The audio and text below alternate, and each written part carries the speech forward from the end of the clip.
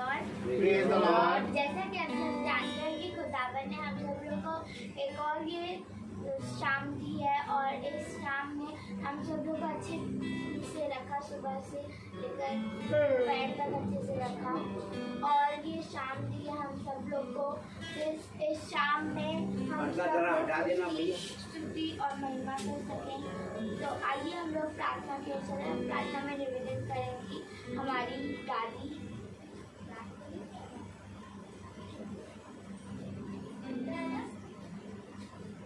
धन्यवाद धन्यवाद आपको बहुत धन्यवाद देती हूँ कि आपने हम लोगों को अच्छे से रखा और हम लोग को दिन दिया, वो शाम दी, वो संध्या दी, जो हम लोग इस संध्या वेला में आपसे निवेदन और प्रार्थना कर रहे हैं, दुआ कर रहे हैं, स्तुति करेंगे। अभी बच्चे लोग नहीं गाएंगे, उसके बाद प्रभु का वचन होगा।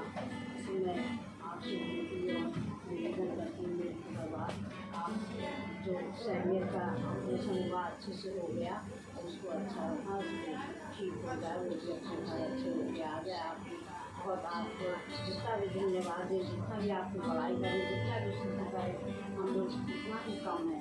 हम लोग क्या ही आप सब जानते हो कि हम लोग अपने आप जो भी मांगते हैं आप सब मेरे से आप इन सब बच्चों पर रक्षा करना, ही नाती पोते जाने जाने वाले सब पर रक्षा करना, सब बच्चों पर रक्षा करना, सब बेटों के लिए दबाव और इनके बहनों पे हर तकलीफ से मुसीबतों से बचाने वाले सब आपको धन्यवाद करती हूँ। Amen. Praise Lord. तो आइए हम लोग गीत बोलते हैं जो हमारे बीच में सृष्टि आई है। Praise the Lord. सभी को मेरा praise Lord. Praise the Lord. हम इसको धन्यवाद देंगे कि उन्होंने आज का दिन हम लोगों के लिए दिया और हम लोगों के दिए हुए दिन में हम लोग की पूजा महिमा करने वाले दिन पढ़ें। तो आइए हम लोग गीत बोलेंगे। गीत का नाम है आज का दिन वाले का।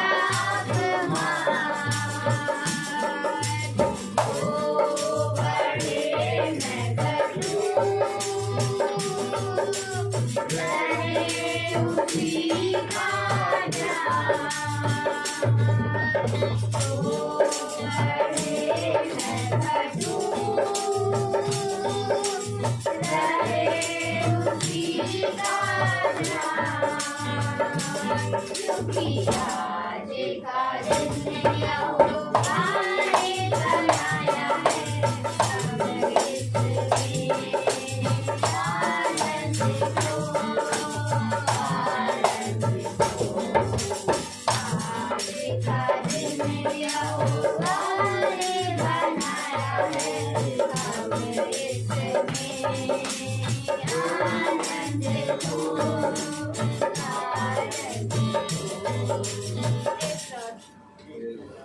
the Lord. तो आइए हम लोग वचन की खुदा के दास हमारे बीच में आए हैं।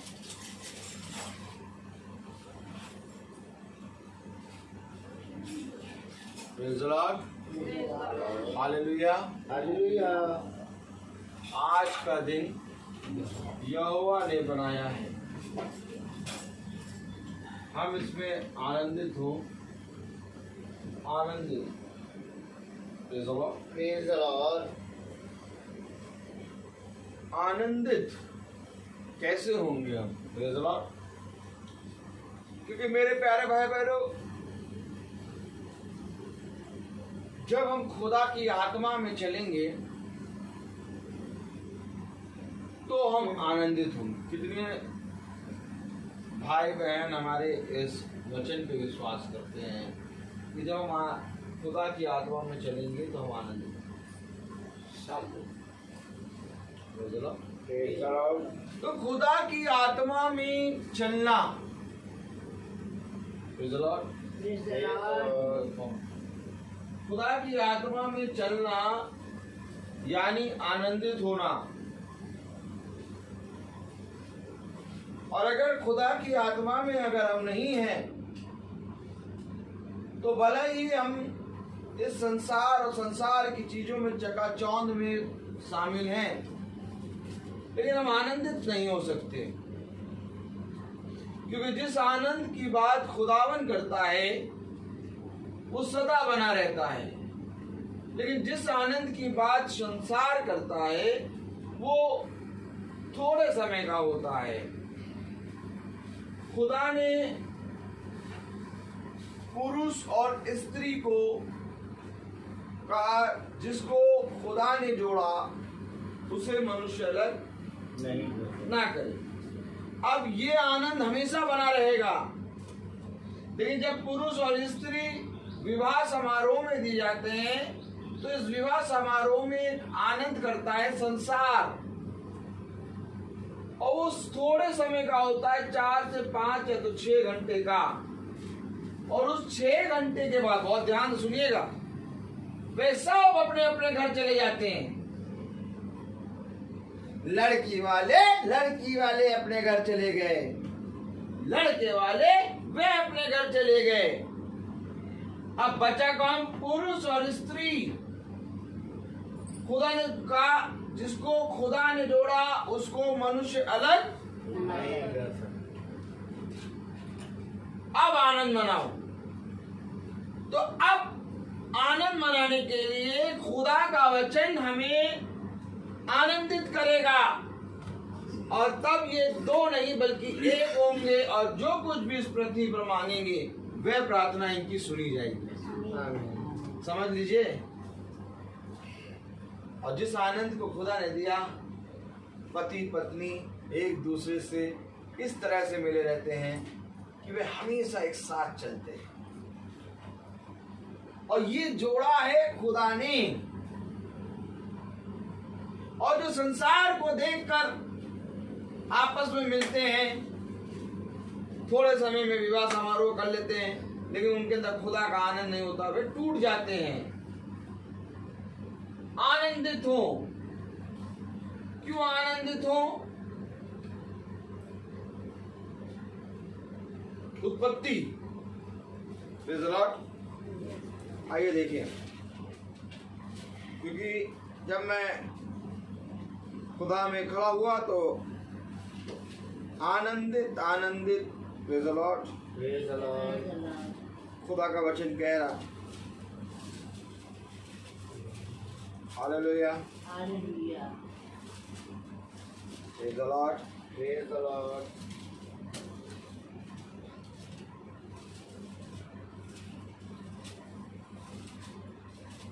हालेलुया। Hallelujah. उत्पत्ति 6 खोलें, देख लें अगर वही आयत मिल जाए। हाँ, उत्पत्ति 6 और उसका 9वीं आयत पढ़ लें।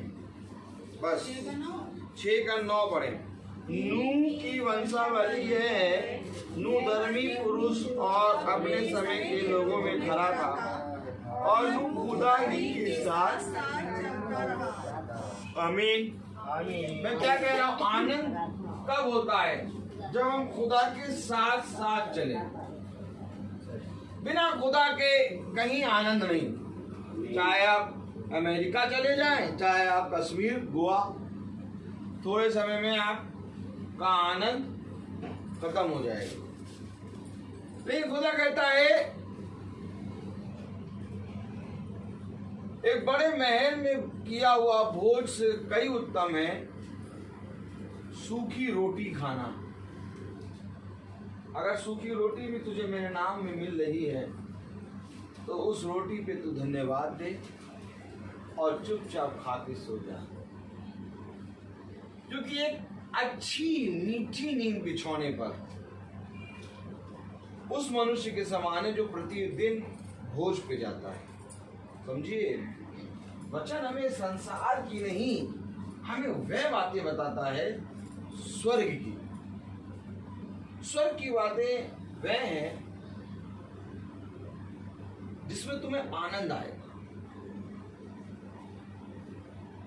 क्योंकि नूह खुदा की दृष्टि में खरा था और नूह खुदा के साथ साथ चलता था। तो प्रार्थना में पहले ये आप सोचें कि आप खुदा के साथ साथ चलेंगे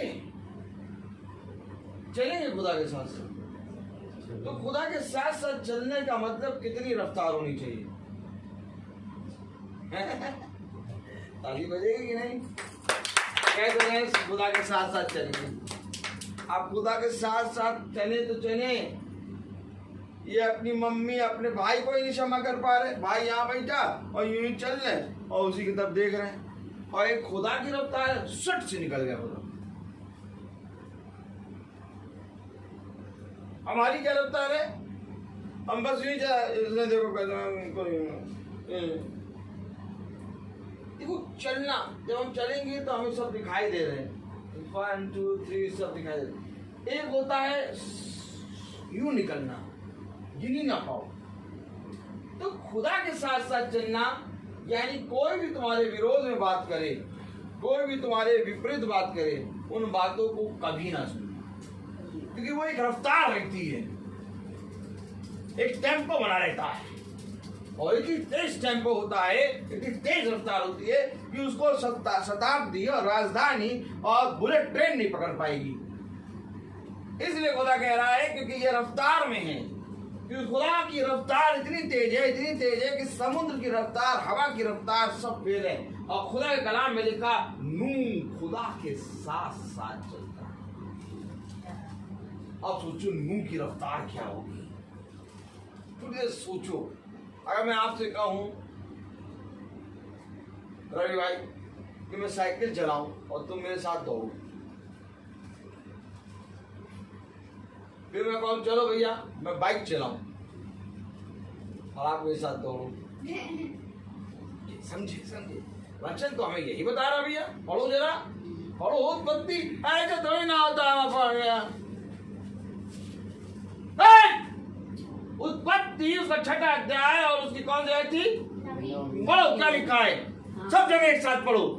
और जब पढ़ने वाले ना पढ़ो, साथ साथ चलता था। तो क्या खुदा ऐसे चलता है क्या? पढ़ो क्या लिखा है?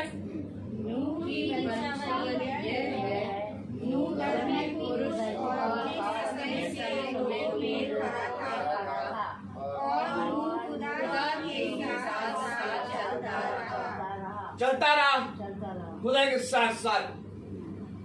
चलो 7 बाइक के और 10 की रफ्तार में नहीं चलेगी बाइक पूरी फुल रफ्तार में चलेगी। चलो आप पकड़ो ट्रेन फुल रफ्तार में चलो साथ साथ।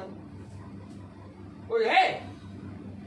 कोई नहीं, तभी तो सब नष्ट हुए पृथ्वी पर के सारे मनुष्य को नष्ट किया खुदा ने। केवल नूह और नूह की पत्नी और उसके 3 बेटे और 3 बहू बची। समझ लो क्यों बचे? क्योंकि ये खुदा के साथ साथ चलता है। आनंदित हो। आज का दिन यहोवा ने बनाया है, हम इसमें आनंदित हो, आनंदित हो। अब आनंदित कैसे होंगे? साथ साथ चलोगे तब। कल आपने देखा जब पतरस आप देखें प्रेरितों उसका 10वां अध्याय,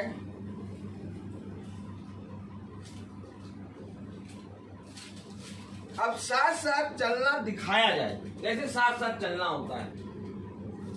जिन बातों को हम बचपने से सोचते आते हैं, सुनिए, जिन बातों को हम बचपने से सोचते आते हैं, बचपने से अपने माँ बाप के स्वभाव में वो चीज देखते हैं, और दुनिया के जितने लोगों से मिलते हैं हर एक शख्स के स्वभाव में वो चीज देखते हैं, इसी कारण वैसा ही स्वभाव हमारा भी हो जाता है। लेकिन मेरे प्यारे भाई बहनों, जो आपकी सोची कितनी देर होती है? विचार की रफ्तार क्या होती है? सोच की। अब देखिए, मैं खुदा के साथ चलना दिखाऊंगा। चलिए ताली बजाएंगे कि नहीं? क्योंकि अब हम रफ्तार पकड़ेंगे, क्योंकि बाइबल में मैं आपको बताऊं कि आज तक खुदा का वचन हमें बताता है कि ऐसा कोई नहीं बना जो स्वर्गदूतों की रफ्तार को नाप ले। समझिएगा, मैंने एक बार बताया होगा आपको कि जो बिजली की रफ्तार है, जो हवा की रफ्तार है, उससे बहुत कम से कम 50 गुना तेज स्वर्गदूतों की रफ्तार है। समझिएगा, अब स्वर्गदूतों की ये रफ्तार है तो सृष्टिकर्ता की क्या होगी? लेकिन हाँ, बाइबल हमें दिखाती है रफ्तार। ऐसा नहीं कि बाइबल तुम्हें खुदा की रफ्तार नहीं दिखाएगी। आइए हम खुदा की रफ्तार थोड़ा सा देखें कि खुदा क्या किस गति से चल रहा है। क्या ये धन्यवाद कि इससे पहले कि हम खुदा के साथ चले, हम देख लें खुदा कैसे चल रहा है।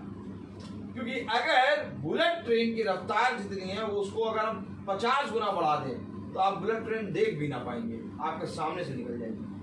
आमीन है? आमीन आमीन। तो इस 50 गुना बढ़ी हुई बुलेट ट्रेन की रफ्तार से भी तेज खुदा दौड़ता है। और अगर आज हम खुदा की रफ्तार को केवल देख ही लें तो ये हमारे लिए बात धन्य हो जाएगी। आज हम देखेंगे। चलिए आइए प्रेरितों उसका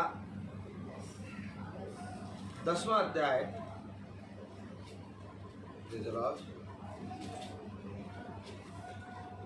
हाँ,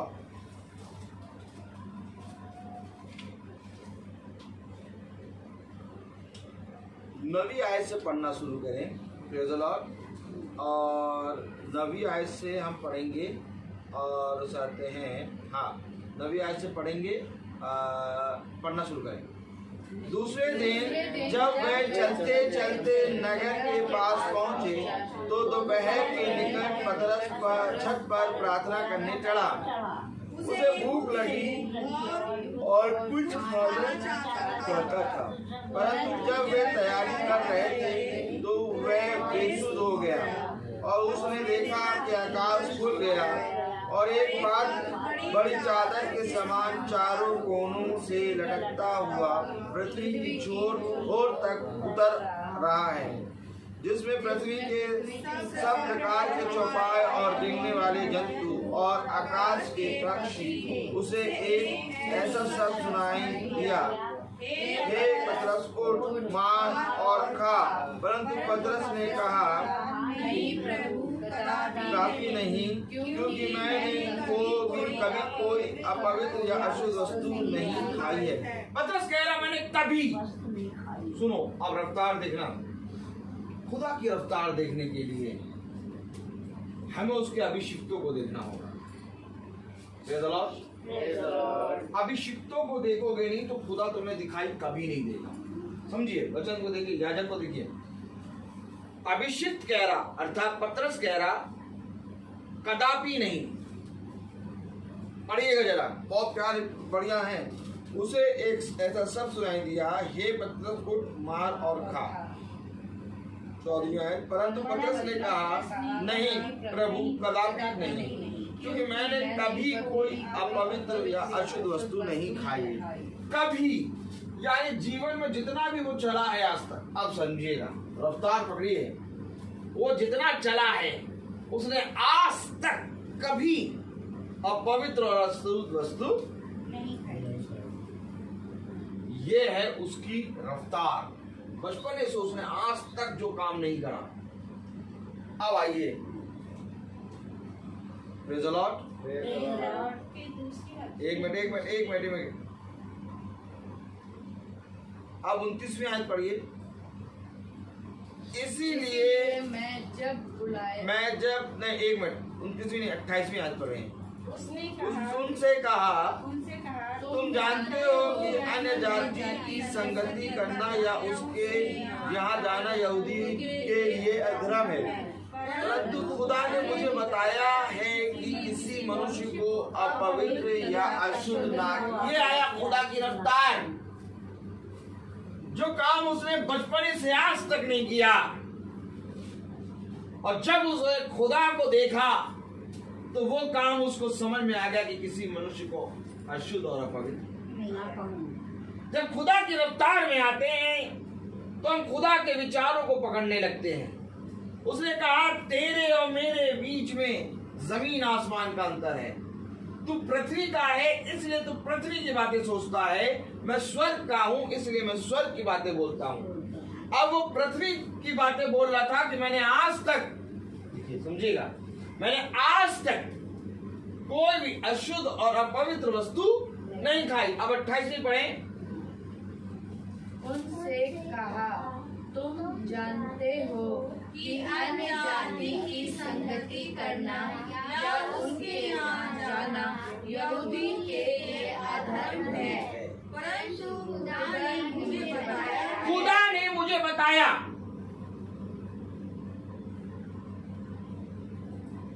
अब मैं सोना को कुछ बताऊं और सोना भागे कस के, और मुझे सोना को बताना है, समझे? सोना कस के भागे पूरी तेज, जितनी तेज भाग सकती, और मुझे इसको कुछ बताना है, तो मैं क्या करूंगा? मुझे भी इसके साथ भागना पड़ेगा। अब खुदा ने पतरस को बताया, तो बताया कैसे? जब पतरस प्रार्थना कर रहा है तब पतरस खुदा के साथ दौड़ रहा है, और खुदा के साथ चलने के कारण खुदा अपने गुप्त मनोरथ पतरस को बता रहा है। देखा आपने रफ्तार? ये वो रफ्तार है जो जन्म के विचारों को बदलती है, और जिस पल तुम उस रफ्तार में आओगे उस पल तुम्हें ये सारी बातें, शुद्ध अशुद्ध अपवित्र, तूने मारा, तुम्हारी बेटी है, मेरा बेटा है, मैं नहीं, तूने किया, ये सारी बातें तुम सुन ही नहीं पाओगे, क्योंकि इतनी रफ्तार में तुम चल रहे होगे। एक ऐसी रफ्तार होगी जिसमें तुम्हें कोई शब्द ना सुनाई देगा। मैं तुम्हें सच कह रहा हूं, अगर तुम चलना देख लो तो तुम खुदा के प्रकाशन को समझ जाओगे, क्योंकि जो रफ्तार में खुदावन पतरस को बता रहा है उसी रफ्तार में खुदा अपना प्रकाशन प्रकट कर रहा है। आप ये बात समझ लीजिए, प्रकाशन की रफ्तार थोड़ी नहीं है, प्रकाशन की रफ्तार बहुत तेज है। ये वही रफ्तार है जो यीशु मसीह की रफ्तार है। इसलिए इस प्रकाशन को कोई समझ नहीं पाता। यही एक कारण है कि प्रकाशित वाक्य की पुस्तक को कोई नहीं समझ पाता। प्रकाशित वाक्य की पुस्तक को वो समझ पाता है जो खुदा के साथ आ जाता है। खुदा ने मुझे बताया, पढ़ो तो क्या कह रहा, एक मिनट ना, अभी ना पढ़ना, सुनो, परंतु खुदा ने मुझे बताया है। क्या कह रहा? खुदा ने मुझे बताया गलातियों खोलो। Praise the Lord. Hallelujah. Hallelujah. परंतु खुदा ने मुझे बताया है, गलातियों उसका पहला अध्याय। हालेलुया।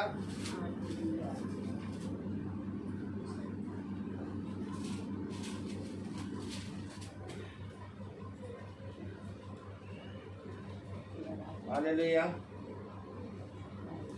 12वीं आयत पढ़िए, 1:12। गलातियों खोलने दीजिए, रवि भाई को खोलने दीजिए। Very good. गलातियों 1:12। हाँ, गलातियों पहला अध्याय ही है, पहला अध्याय 12वीं आयत। हाँ, एक मिनट। हाँ, क्योंकि वह मुझे मनुष्य की ओर से नहीं पहुंचा और न मुझे सिखाया गया, पर यीशु मसीह के प्रकाशन से मिला। पतरस कह रहा खुदा ने मुझे बताया। पौलुस कह रहा मनुष्य से मुझे नहीं मिला, बल्कि यीशु मसीह के प्रकाशन से मुझे मिला। पकड़ो, रफ्तार देखो, एक सी रफ्तार है। क्या बात है यार, ये पौलुस भी उसी रफ्तार में दौड़ रहा है क्या? अरे पतरस सुने ले रहा, कह रहा खुदा ने मुझे बताया। अब यहाँ पर पौलुस कह रहा ये बात मुझे मनुष्य की ओर से नहीं, बल्कि खुदा के प्रकाशन से पहुंची है। तो प्रकाशन की रफ्तार क्या है? प्रकाशन की रफ्तार जो खुदा की रफ्तार है वो है, क्योंकि खुदा की रफ्तार ही प्रकाशन है। आप यहाँ पर अलग अलग क्यों करते हैं? आप कहते हैं यीशु मसीह, मैं यीशु मसीह के साथ नूर में चलूंगा। अगर यीशु मसीह के साथ नूर में चलना है तो प्रकाशित वाक्य उसी रफ्तार से दौड़ रहा है, इसलिए आज तक कोई प्रकाशित वाक्य नहीं समझ पाया। क्योंकि देखो, ये प्रकाशन ही था जिसको पतरस जन्म से अपवित्र अशुद्ध कह रहा था। आज पतरस कह रहा है खुदा ने मुझे बताया कि किसी को अशुद्ध और अपवित्र ना कहूं। समझो, जिस बात को पतरस बचपने से मानता आ रहा था, जिस बात को पौलुस बचपने से मानता आ रहा था कि यहोवा को छोड़ और कोई खुदा नहीं है, ये कौन? यीशु मसीह आ गया। आमीन। पकड़ो पकड़ो पकड़ो पकड़ो पकड़ो पकड़ो वचन पकड़ो। जिस बात को, एक बात ले लो, पौलुस जब साउल था तो साउल जब पौलुस था, पौलुस जब साउल था तो साउल स्तिफनुस की मृत्यु के सामने खड़ा था और उसके वस्त्रों की चौकसी कर रहा था और उसकी मृत्यु में सहभागी था, सहमत था कि तुम सही मार रहे हो। क्यों? क्योंकि यहोवा को छोड़ और कोई खुदा नहीं। अब पतरस तेरा जिसको मैंने कभी भी अपवित्र अशुद्ध वस्तु नहीं खाई। पतरस भी एक सोच में है, मैंने कभी भी अशुद्ध और अपवित्र वस्तु नहीं खाई। पौलुस भी एक, साउल भी एक सोच में है कि यहोवा को छोड़ कोई खुदा नहीं। अब जब साउल को दमिश्क की राह पे वो प्रकाशन मिला, तब पौलुस ने कहा, साउल से पौलुस बना और पौलुस ने कहा यीशु मसीह ही यहोवा है। आमीन। और अभी जब पतरस अशुद्ध और अपवित्र की बात कर रहा तो 28वें में कह रहा ये बात मुझे खुदा ने बताया। तो ये प्रकाशन है। एक प्रकाशन पौलुस पे खुला, एक प्रकाशन पतरस पे खुला। तो प्रकाशन की रफ्तार क्या है? वो कह रहा खुदा ने मुझे बताया। ठीक। अब प्रकाशित वाक्य की पहली पुस्तक पहली आयत में लिखा यीशु मसीह का प्रकाशित वाक्य जो उसे खुदा ने दिया। तो आखिर जब खुदा ने प्रकाशन दिया तो यीशु मसीह किसकी रफ्तार में दौड़ रहा? खुदा की। तो यानी प्रकाशन की रफ्तार क्या? जो यीशु मसीह। यानी कि प्रकाशित वाक्य को जानने के लिए क्या करना है? हमें खुदा की रफ्तार में दौड़ना है। इसलिए कहता है श्रापित है वो मनुष्य, बोलो श्रापित है वो मनुष्य जो खुदा के काम को आलस्य से करे। समझ। और ये जो आयत मैंने बोली आज, इस आयत में कई बार, एक नहीं कई बार मुझे ऐसा उठाया जैसे स्पाइडरमैन। इतनी बार वचन बोलने का समय आ रहा है और मेरी तबीयत खराब है या तो मैं बहुत थका हुआ हूँ, मैं सोच रहा हूँ कि अभी थोड़ी देर बाद बोलूँगा, थोड़ी देर बाद। यही आयत सामने लिखी हुई नजर आती है, श्रापित है वो मनुष्य जो यहोवा के काम को आलस। आज से उछलता हूँ कि चलो भैया मीटिंग में। श्रापित नहीं बनना।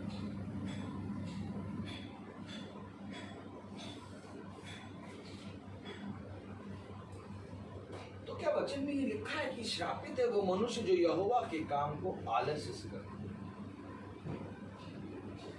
जब भी कोई आलस आए कि मीटिंग का समय है, आलस आ रहा है, इस आयत को सुनने लगेगा, तुरंत भागोगे क्योंकि उसका वचन तुम्हें बल देगा। बहुत प्यारा वचन है। इफिसुस कलीसिया काल, सातों कलीसिया काल,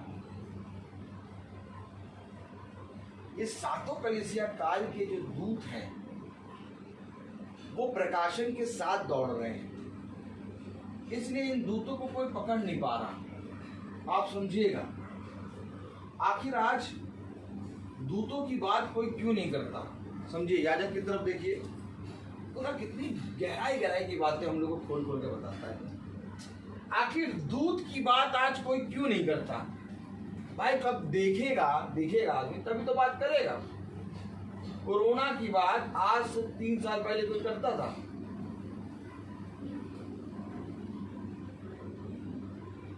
चीन में corona corona corona corona corona, यहाँ पर सब भरोना कर रहे है। बस ही नहीं, चीन में कोरोना हो रहा था।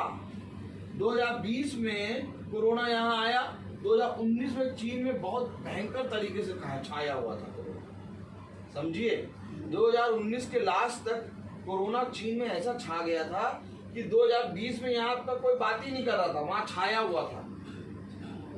वहां कोरोना कह रहे थे, यहाँ सब भरोना बैंक भर रहे हैं, अपने खत्ते भर रहे हैं, एकदम बढ़िया। अरे वो तो चीन में आया हमारे यहाँ, वहां से जब यहाँ आया तो सब कोरोना बात कर। क्यों? तब दिखा यार क्या भयंकर खुदा दे रहा है। आज पकड़ के बैठो।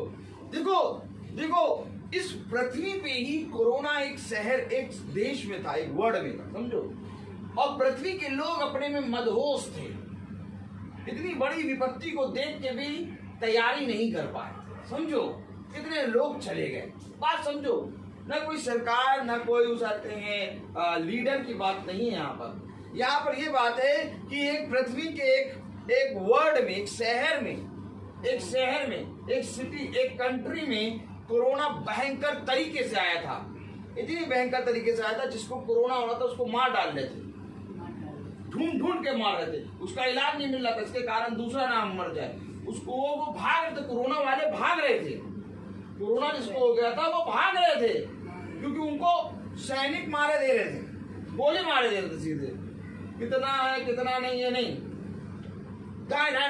भूने दे रहे थे। समझो ये स्थिति आ गई थी, कोरोना की ये स्थिति थी चीन में। और तब पूरी संसार अपने कामों में व्यस्त था, इस स्थिति को ये देख नहीं पाए, जबकि पृथ्वी पे ही था।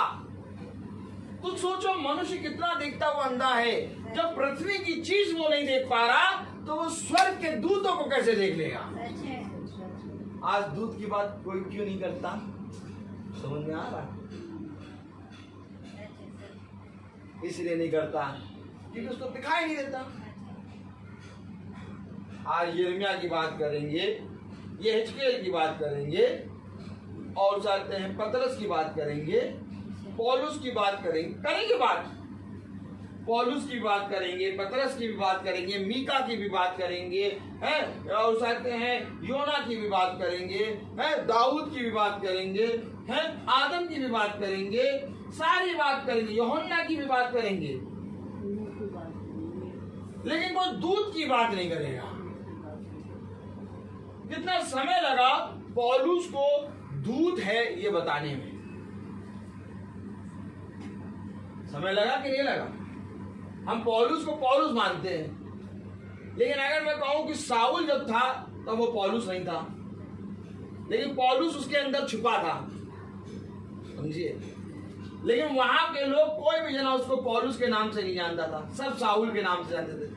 लेकिन जब साउल गिरा तो पौलुस उत्पन्न हुआ, और जब पौलुस उत्पन्न हुआ तब लोगों ने जाना कि साउल के अंदर ही पौलुस था। अब आज कोई भी जना ये नहीं जान पाया कि पौलुस के अंदर पहला दूत है। आप पौलुस पौलुस सब कहते हैं, लेकिन पौलुस पहला दूत बना, ये हम लोग जब इतनी बार प्रचार हो चुका है तब आज विश्वास कर रहे हैं कि नहीं कर रहे हैं? कितने लोग कर रहे हैं? हाथ उठाएं। कर रहे हैं। क्यों कर रहे हैं? अभी हम पौलुस को दूत नहीं मानते, लेकिन जब हम देख रहे हैं कि खुदा ने भविष्यवाणी करी है कि पौलुस मेरी ओर से राजा इजराइलियों और अन्य जातियों के लिए भेजा हुआ पात्र है, क्या यही पौलुस है? क्या दूत है? देखो, दूत को लोग क्या कहते हैं? Angel. Angels we have heard on high, sweetly singing all the plains, and the mountains in reply, echoing their joy. अब पौलुस को बताओ कहाँ पंख लगा था? नहीं, पहले बताओ, पौलुस के कोई पंख लगा था? तो पौलुस दूत कैसे हो गया? मैंने कहा स्वर्गदूतों की रफ्तार लाइट, हवा और बिजली से भी तेज होती है, और ये दूत ऐसे होते हैं जो खुदा की सुनते हैं। तो अगर पौलुस खुदा की सुन रहा है, ये बात मुझे मनुष्यों से नहीं पहुंची, मुझे खुदावन यीशु मसीह के प्रकाशन से मिली है। तो अगर यीशु मसीह के प्रकाशन से मिली है तो यार ये किस रफ्तार में दौड़ रहा है? ये इतनी तेज कैसे दौड़ रहा है? कहीं ये दूत तो नहीं? तो क्या नूह दूत है? यस, क्योंकि नूह खुदा के साथ साथ चल रहा है। अब खुदा के साथ साथ कोई नहीं चल सकता, खुदा के साथ साथ उसका दूत चलता है।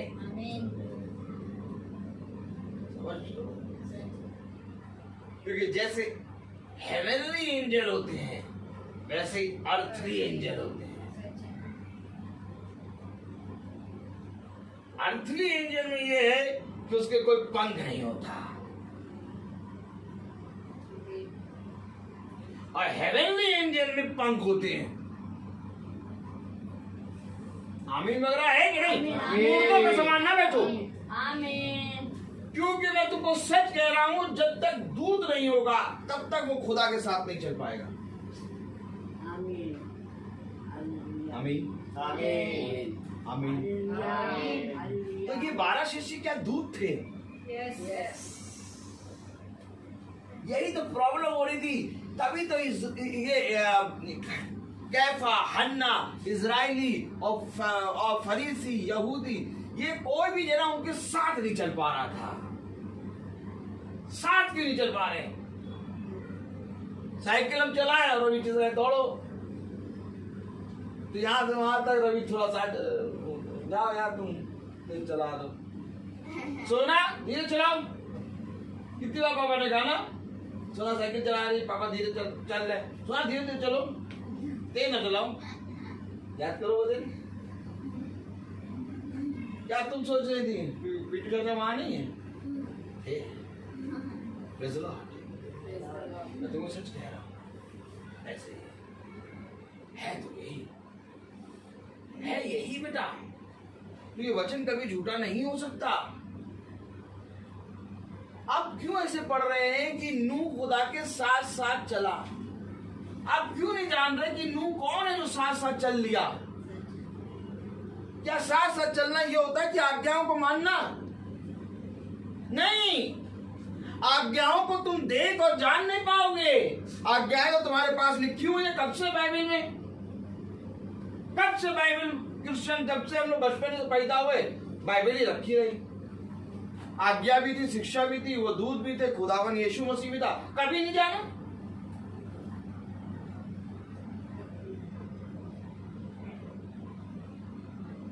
आत्मा चलाता है। उसने कहा धन्य है वे जो आत्मा के अनुसार चलते हैं। तो आत्मा कैसे चलता है?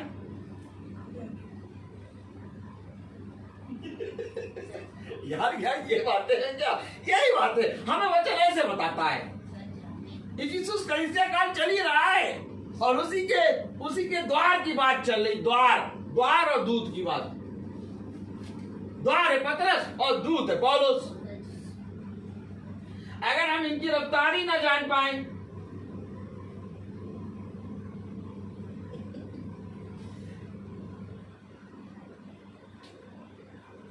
नहीं, क्या बाइबल में नहीं लिखा शरीर के अनुसार मत चलो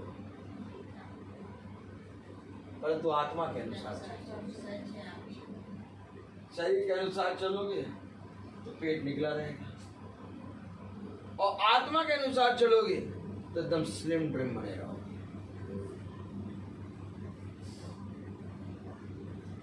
कितना अनोखा वचन मिलता है हम लोगों को। ऐसा अनोखा वचन जो ना कभी सुना और ना कभी देखा। Praise the Lord. क्यों ये सब आनंदित क्यों है? एक अच्छा भोजन भी बनाओ तो भी लोग साथ में बैठ के नहीं खाते, लेकिन प्रभु एक ऐसा मेज लगाता है जहां हम लोग हंस हंस के खाते हैं। ये है प्रभु भोज। और जहां पर प्रभु भोज होगा वहां पर अपने आप ही लोग इकट्ठा हो जाएंगे। इकट्ठे होने की बात कहा ना, वहां इकट्ठे हो जाएंगे। और संसार का भोज चाहे जितना अच्छा बताओ, शादियों में कितना भयंकर आलीशान भोजन लगा रहता है, लेकिन कुछ बैठे हैं, कुछ फोटो खिंचा रहे हैं, कुछ बाहर टहल रहे हैं, कुछ दूल्हा दुल्हन को देख रहे हैं, कोई ये देख रहे हैं कितनी सजावट हुई है, सब देख रहे हैं। और कुछ लोग खाना खा रहे हैं, इतना अच्छा भोजन लगा है। अरे सब जने एक साथ आके खा लो भोजन, एक साथ कभी नहीं खाएंगे।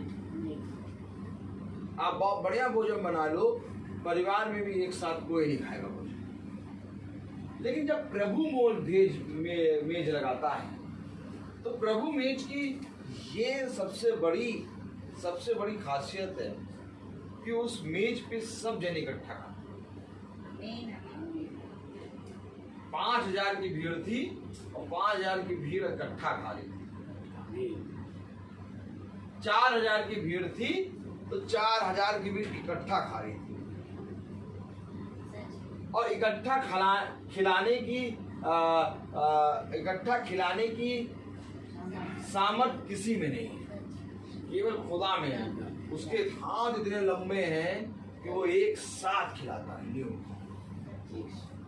यहाँ तक कि इजरायली चल रहे हैं, इजरायलियों को एक साथ खिला रहा है।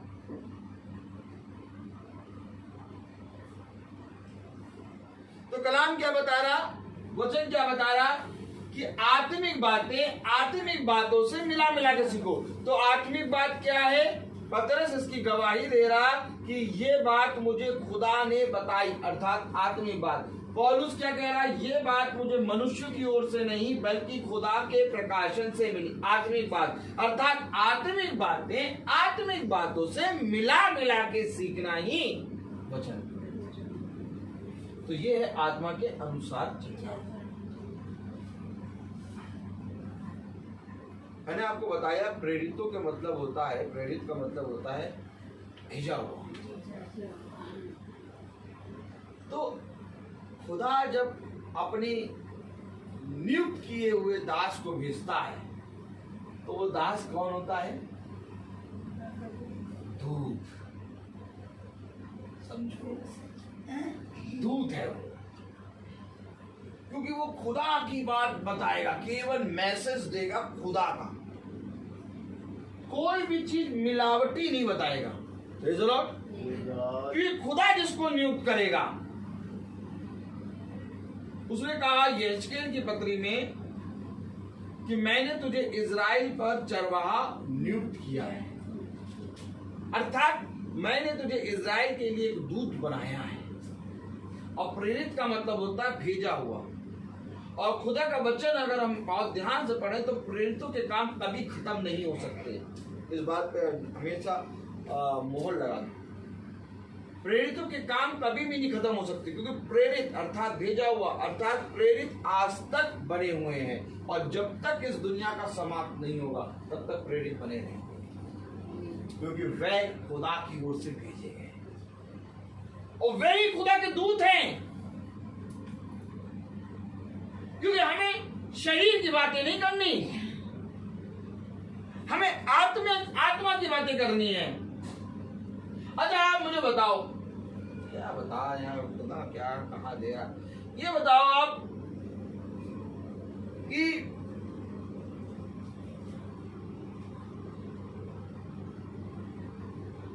Praise the Lord. Praise the Lord.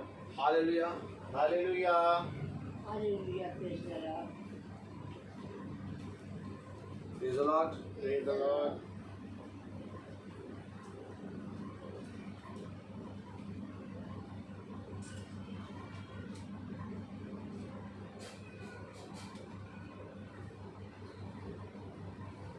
Praise the Lord.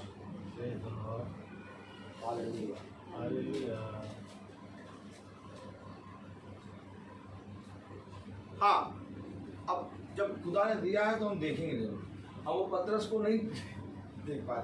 मैं आपको बताऊं कि पतरस के आगे जो हमने देखा कि ये बात मुझे खुदा ने बताई, हम इसके आगे क्यों नहीं पढ़ पा रहे हैं। मैं इसके आगे खोल के पढ़ना चाहता हूँ, लेकिन मैं इसलिए नहीं खोल रहा हूँ कि खुदा मुझे जो आयत दे रहा है हमें वो आयत पढ़नी है, बताना है, यही वचन है और यही है आज का मामला। Praise the Lord. Praise the हम Lord. नहीं बढ़ पा रहे उस आयत के आगे। आइए देखिए जो खुदा ने मुझे अभी दिया प्रकाशन, मरकुस उसका 5वां अध्याय देखें। अब समझिएगा, पकड़िएगा। Praise the Lord.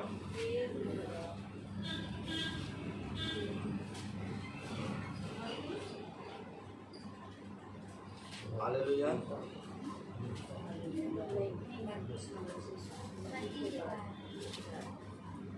5वां अध्याय। हाँ, अब मैं आपको बताऊं, केवल 35वां अध्याय खोलने, लेकिन 4थे अध्याय की 35 वर्ष पढ़े केवल।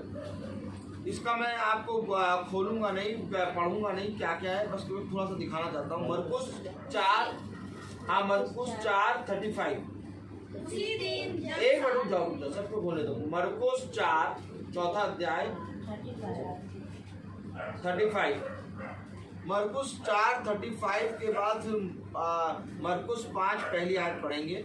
हाँ, उसी दिन जब सांझ हुई तो उसने चेलों से कहा, आओ हम पार चले। बस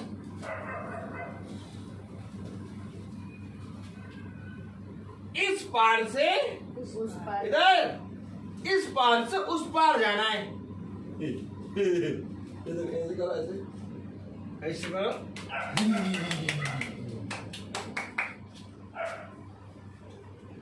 इस पार से उस पार उसने अपने चेलों से कहा, पढ़ो। उसी दिन जब सांझ हुई तो उसने चेलों से कहा, आओ हम पार चलें। अब इस पार से उस पार जाना है, अर्थात इस शहर से उस शहर जाना है। चलो शहर मान लो लखनऊ से Kanpur. Praise the Lord. praise the Lord. और जाना किससे? नाव चला चला। आज देखेंगे खुदा का आत्मा कैसे चल रहा है। 5वां अध्याय खोले, उसकी पहली आयत पढ़े। वे झील के पार गिरसेनियों के देश में पहुंचे। जब वह नाव पर से उतरा तो तुरंत एक मनुष्य उसमें अशुद्ध आत्मा की कब्रों से निकलकर उसे मिला। कितना मिले? कितने मिले? कितने? कई? पूरे नगर का एक मनुष्य मिला उसको। यानी वो इस पार से उस पार किसके लिए गया? एक मनुष्य के लिए। अब याजक की तरफ देखो, देखो याजक की तरफ। खुदा ने कहा अपने शिष्यों से, आओ हम झील के इस पार से उस पार चलें। और कलाम बता रहा कि उसके शिष्य सो रहे थे, वो सो रहा था। कलाम बता रहा वो टापू नाव चला रहा था, आमीन, नाव चला के वो उस पार पहुंचा गिरसेनियों के देश में। वहां पर एक उसे क्या मिला?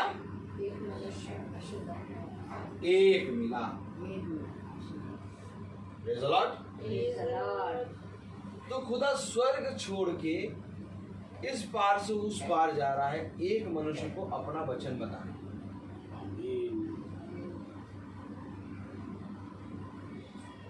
अच्छा, किसी ने वचन में ये पढ़ा है,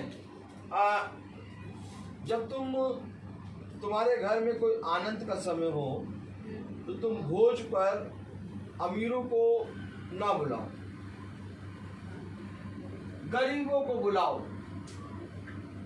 ताकि वह उस भोज को खाकर तुम्हें कुछ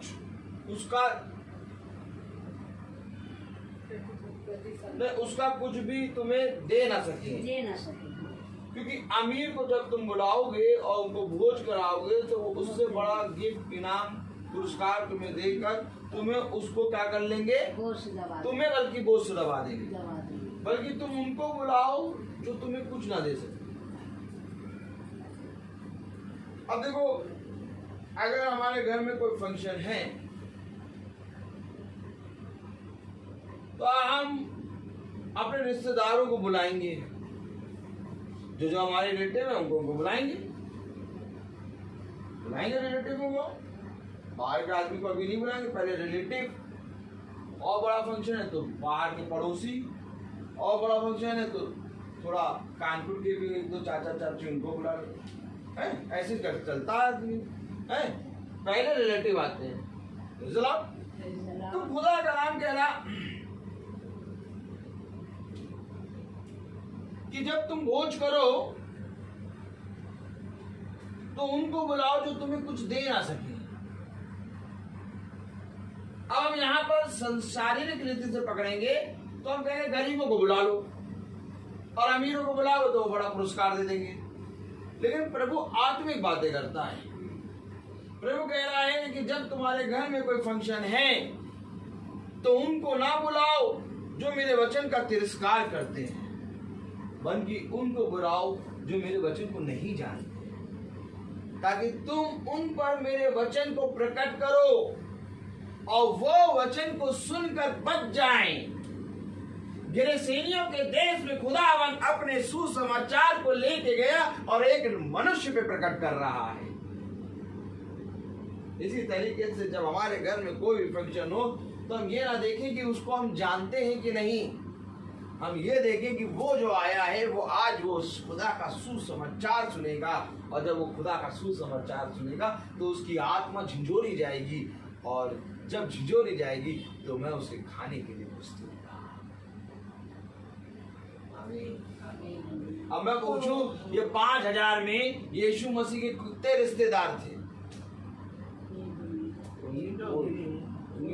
उंगली दबाव कस के इसको काटा करो, देखो तुम कस के काटा करो, तब होश आएगा। बेहोश सो रहे हैं, बेहोश होके हम सो रहे हैं। हम कितनी बार 4000 5000 का सुनते हैं प्रचार, कितनी बार हमने लोग सुना 4000 लोगों को रोटी खिलाई, मछली खिलाई, 5000 को रोटी खिलाई, मछली खिलाई, प्रभु में इतनी सामर्थ, हमारा भी भैया जूता भी बना है, इसमें सब पूरा हो जाएगा। अब मैं पूछूं एक नई बात कि ये 4000 आए थे, ये प्रभु यीशु मसीह क्या रिलेटिव थे और कौन सा गिफ्ट लाए थे? अब ये जो 5000 को खिलाया प्रभु ने, ये कौन सा गिफ्ट लाए थे और कौन से रिश्तेदार थे? इनको मछली और रोटी क्यों खिलाया गया मालूम? केवल इस बात के लिए कि उन्होंने खुदा के सुसमाचार को सुना। आमीन। धन्य हो तुम जब मेरे नाम से तुम किसी को रोटी खिलाते। मेरे नाम से कौन सी? मेरे सुसमाचार को बुला के समझा के और फिर उसको रोटी खिला। ये वचन के भेद है। यही एक कारण था जब मैं बिछौने में पड़ा रहता हूं तो खुदा का कलाम मुझे बताता है, ए तेरा बर्थडे आ रहा है, झूम। क्यों झूम?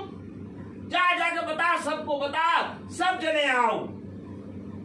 ये पूछती है किसको किसको बुला लिया? मैं कह रहा सबको बुला लिया, जहां जहां मैं जाऊंगा। आपको मालूम, आप विश्वास नहीं करेंगे, आप कहेंगे पागल है। मैं सच कह रहा हूं, सैमुअल मेरे साथ चलता है, उससे पूछिएगा, जहां जहां जाता हूं प्रचार करने, वहां बताता हूं इस दिन आइएगा, इस दिन ये। क्यों? मैं जानता हूं खुदा का कलाम वहां बढ़ेगा और भोज लगेगा। अब कभी भी मैंने भोज के लिए ये नहीं डिसाइड किया कितना लाना, मैं नहीं जानता। मैं कहता इतना लाऊंगा, बना इसको।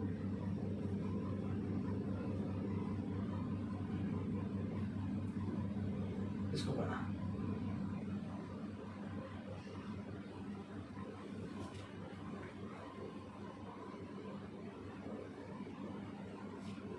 रूबी आई हुई थी, रूबी हमारी बहन, वो बना रही थी, वो बना रही थी, मीटिंग थी यहाँ मीटिंग थी, मीटिंग इसका बर्थडे और हम लोग सब सुन रहे थे मीटिंग, और रूबी बना रही थी। 1 किलो मटन लाए थे, 1 किलो मटन बन रहा था। बनते बनते बनते बनते मैंने रूबी से कहा, रूबी जितने जने सबको खिलाओ। क्या कहना? चुप चुप, किसी को नहीं, कम बन रहा है, बस कम पड़ जाएगा, कोई नहीं खाएगा, बस केवल जितने बताया हम ही लोग, बाकी सबको जाने देना। अरे यार रूबी खिला, तू नहीं जानती खुदा की सामर्थ। नहीं नहीं नहीं नहीं, नहीं चले गए। हम लोग सबने खाया और खाने के बाद आधा डिच्चा बचा। तब उस रात में बैठी,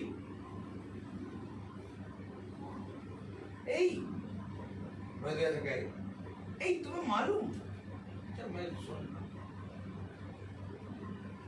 तुम्हें मालूम इसका विश्वास कितना बड़ा है। जब मैं बना रही थी तभी आया और इसने सबको खिला, और मैंने कहा नहीं, इतने में नहीं हो पाएगा, अगर हम 3 किलो भी लाएंगे तो उतने में नहीं हो पाएगा, ये तो 1 ही किलो है। लेकिन सुनो, इसमें बच गया, आधा डिच्चा बचा।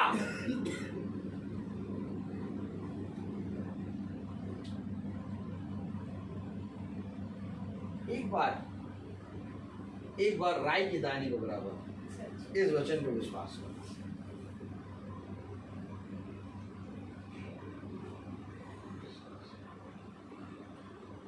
तूने लोगों के सामने उसके नाम को ऊंचा किया, तो क्या वो लोगों के सामने तेरे नाम को नीचा कर देगा? मैं अपनी खुदा को देखता हूं और मैं हमेशा ये सोचता हूं कि ऐसा कौन सा मौका मिले कि हमारे घर से कोई खुदा का वचन सुन के चले। तो घर को यहोवा तभी बनाएगा जब यहोवा के कामों का बखान होगा। और यदि तुम्हारे घर में लोग आके वचन को सुनते हैं तो मैं तो कहूं कि तुमसे कि तुम सोने की थाली खरीद के उनको उसमें भोजन खिलाओ, क्योंकि उनसे बड़ा भोज, उनसे बड़ा दान किसी को नहीं दिया। मैं तुम्हें सच कह रहा हूं, क्योंकि ये आत्मिक बातें मिला केवल वचन ही है जो हमें ये बातें सिखाएगा। अब मैं पूछूं, यीशु मसीह क्या करता था जो लोग उसे भोजन पे बुला लेते थे? अब लोग कहते भैया इसको बुलाओ भोजन पे, तो इसके साथ कितने 12 शिष्य आ जाएंगे ना?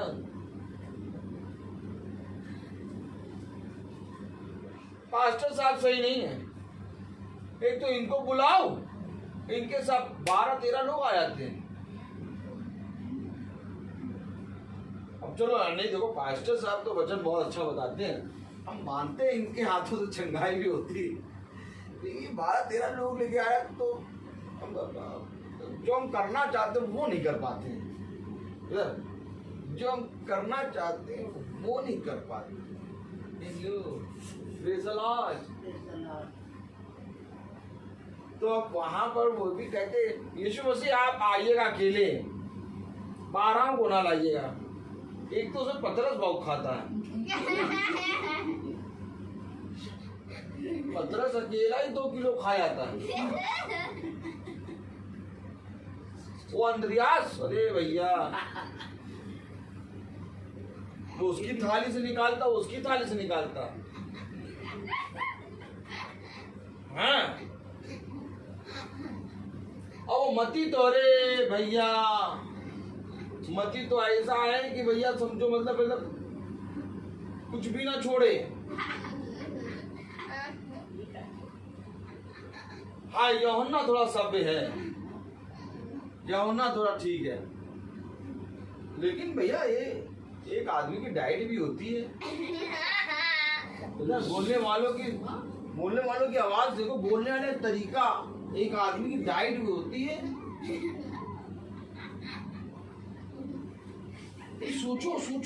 सोचो, आप पढ़ते कितनी बार हो कि यीशु मसीह वहां भोज पर गया?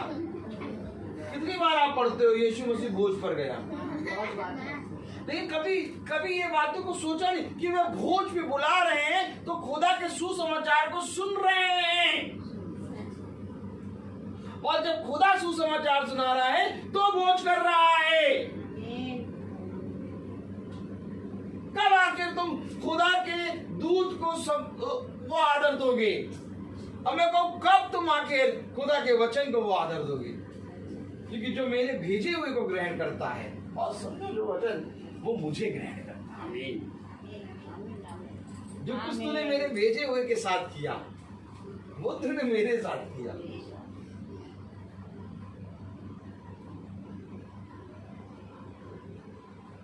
अब जब हम लोग मीटिंग में चलते हैं, आज तो खुदा की दया से 300 दिन मीटिंग, और खुदा के ऐसे खुदा मैं और पापा जाते थे, और धीरे धीरे हम लोग का झुंड बढ़ गया, 5-6 लोग हो गए। तो अब कोई भी जब प्रार्थना में जाते तो पूछते, पहले से भी इंतजाम कर रहे, तो भैया कितने लोग आएंगे? अरे अब भैया मालूम नहीं कितने लोग आएंगे, आप चिंता न करिए। उनका मन है कि सबके लिए करें, लेकिन में डर भी है। और लेकिन खुदा का वचन बताते आज वे घर ऐसे तैयार हो गए हैं कि उनको ये विश्वास हो गया है कि ये आएंगे तो हमारे घर में सब कुछ पूरा हो जाएगा। आमीन। और उनके मुंह से ये गवाही निकल रही है, उनके मुंह से ये गवाही निकलती है कि भैया जिस दिन से हमारे यहाँ महीने की प्रार्थना हो रही है, हमारे घर में अद्भुत काम हुए हैं। हम वे काम देखते हैं जो कभी नहीं हो पाए। मैं कहता हूँ, खुदा को आपने आदर दिया है, मुझे नहीं आदर दिया। मुझे तो आदर अपने आप मिला है।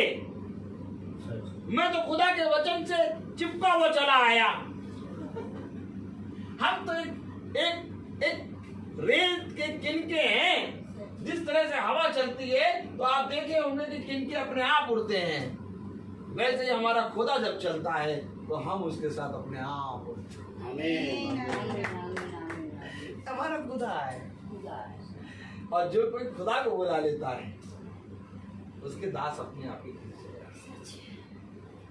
इसलिए मैं हमेशा ये कहता हूं कि ये वचन में वो सामर्थ्य है जो पतरस उसकी गवाही दे रहा है कि मैंने बचपन से आज तक कोई भी अपवित्र और अशुद्ध वस्तु नहीं खाई। लेकिन जैसे ही उसने प्रभु के साथ सुना, उसने कहा, प्रभु ने कहा किसी को अपवित्र और अशुद्ध। इसी तरीके से हमारे विचार भी सेकंड में बदल जाएंगे, और इसी तरीके से हम भी कब शरीर से आत्मा में आ गए पता नहीं लगेगा। एक समय ऐसा होगा कि हम शरीर के अनुसार भारी भारी चलते हैं, एक समय हम इतने हल्के हो जाएंगे कि हम सबके मित्र बन जाएंगे। यही कारण है ना हम कोई दूरी देखते हैं मीटिंग की और ना समय देखते हैं। 5 बजे मीटिंग स्टार्ट होगी तो होगी, भला हम 4 बजे निकले। आज सैमुअल पूछ भी रहा था, भैया कब रवानगी? हमने कहा रवानगी होने वाली, बस तैयार रहो। क्यों? क्योंकि मेरे प्यारे भाई बहनों, आओ उस पार चले। एक समय है जब हम इस पार वचन सुन रहे हैं और एक समय होगा जब हम उस पार वचन को सुनेंगे। तो इस पार क्या है? इस पार ओल्ड टेस्टमेंट और उस पार न्यू टेस्टमेंट। आमीन। और जाना हमको दोनों पार है, क्योंकि जो आत्मा के अनुसार चलेगा वो ये नहीं देखेगा नदी बहुत दूर, बहुत गहरी है, कितने किलोमीटर है, कब जाओगे, दूर बहुत है। लेकिन जो खुदा के साथ चलता है कहता है तैयार है तैयार है। Praise the Lord। Praise the Lord। खुदा तो यही सुनता है। अब तो देखिए क्या सुनता है। यशायाह 6 यशायाह 6। Praise the Lord। यशायाह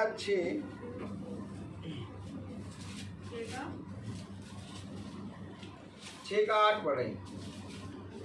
तब मैंने प्रभु का यह वचन सुना, मैं किसको भेजूं और हमारी ओर से कौन जाएगा। ये बहुत गलत बात है भैया। एक मिनट, इतनी जल्दी ना करा करो, वचन सबको खोलने दिया करो, सब जने खोलो। यशायाह 6 छठा अध्याय।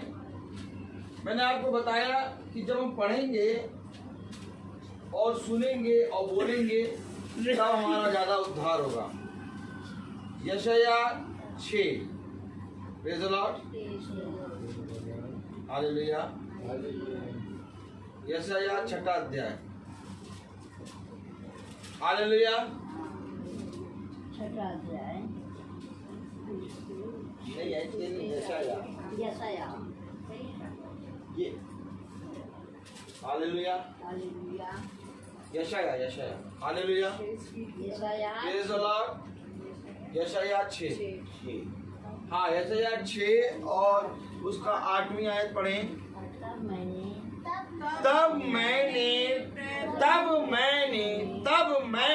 प्रभु का ये वचन सुना, मैं किसको भेजूं और हमारी ओर से कौन जाएगा।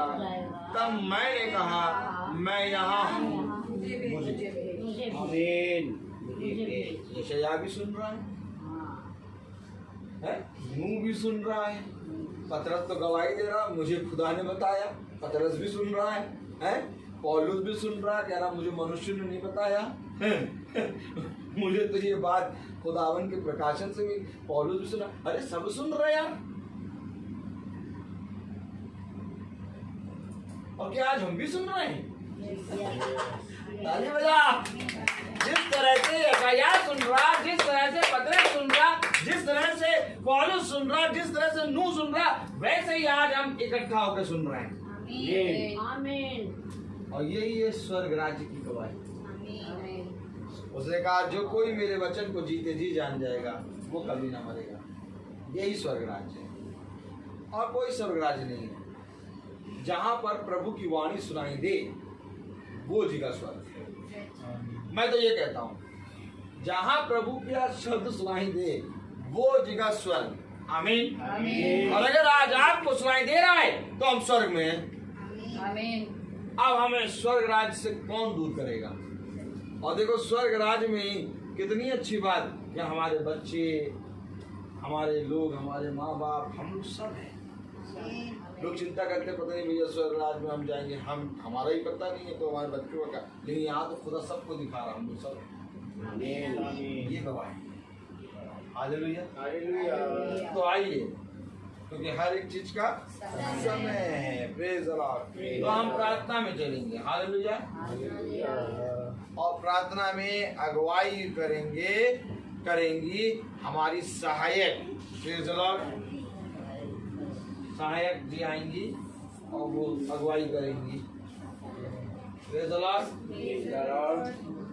आइए आइए प्रार्थना करें। धन्यवाद धन्यवाद धन्यवाद धन्यवाद देते खुदा सुंदर समय के लिए जो एक बार आपने फिर दिया। खुदा आपसे दुआ करते हैं सुंदर वचन के लिए मेरे खुदा हमसे सुन के ग्रहण करने वाले बन सकें, भूलने वाले नहीं। खुदा इस घर के ऊपर अपना आशीर्वाद हाथ रखना। जितने भी लोग खुदा फेसबुक में देख रहे हैं खुदा, और जितने भी यहाँ बैठे हैं सबके ऊपर अपना आशीर्वाद हाथ रखिए खुदा। हम सबको समझ और बुद्धि दीजिए मेरे खुदा, हम सबको अपने हाथों में लीजिए। आपके बेटे मसीह के नाम में मांगते हैं, आमीन आमीन। धन्यवाद देते हैं प्यारे खुदावन आपको कि हमारे भाई सैमुअल का जो ऑपरेशन हुआ वो अच्छे से हो गया और उसको होश भी आ गया, और हम विश्वास करते हैं कल वो डिस्चार्ज भी हो जाएगा, क्योंकि तूने अपने बलवंत दाहिने हाथ से हर एक जने को, अपने अभिषिक्तों को चुना है और उनका रखा है। प्यारे प्रभु, हम जानते हैं कि तू ही मार्ग दिखाता, तू ही सारी चीजों को पूरी रीति से सफल करता है। हाँ मेरे प्रभु, सामर्थ को और आत्मिक बल दे, उस सैमुअल को और आत्मिक बल दे और उसको शारीरिक और आत्मिक रीति से चंगा कर। और हम जानते हैं, विश्वास करते हैं कि इस जगह से हमने जितनी भी प्रार्थनाएं करी सब पूरी हुई हैं, और आज सैमुअल भी चंगा हो गया, ऐसा हमारा विश्वास है, और हम सब भी तेरे वचन में चंगे होंगे, ऐसा हमारा विश्वास है। इस प्रार्थना को हम आपके प्यारे नाम, पवित्र नाम यीशु मसीह के नाम से मांगते हैं। सुनिए ग्रहण कीजिए। हे हमारे पिता जो स्वर्ग में, तेरा नाम पवित्र माना जाए, तेरा राज जाए, तेरी इच्छा से स्वर्ग में है वैसे इस पृथ्वी पर पूरी हो। हमारा प्रतिदिन का आहार आज हमें दीजिए, और हमारे अपराध हमें क्षमा करते हैं जैसे हम भी अपने अपराधी को क्षमा करते हैं, और हमें परीक्षा में न डाल परंतु बुराई से बचा। अब हमारे खुदावन यीशु मसीह का फजल, खुदा बाप की मोहब्बत, पाक रूह की रिफाकत और सराखत हम में से हर एक विश्वासी जन के साथ अब से लेकर अनंत काल तक होती रहे। आमीन। धन्यवाद धन्यवाद सारी आशीषों के स्रोत धन्यवाद धन्यवाद धन्यवाद धन्यवाद सारी आशीषों के स्रोत धन्यवाद। सारी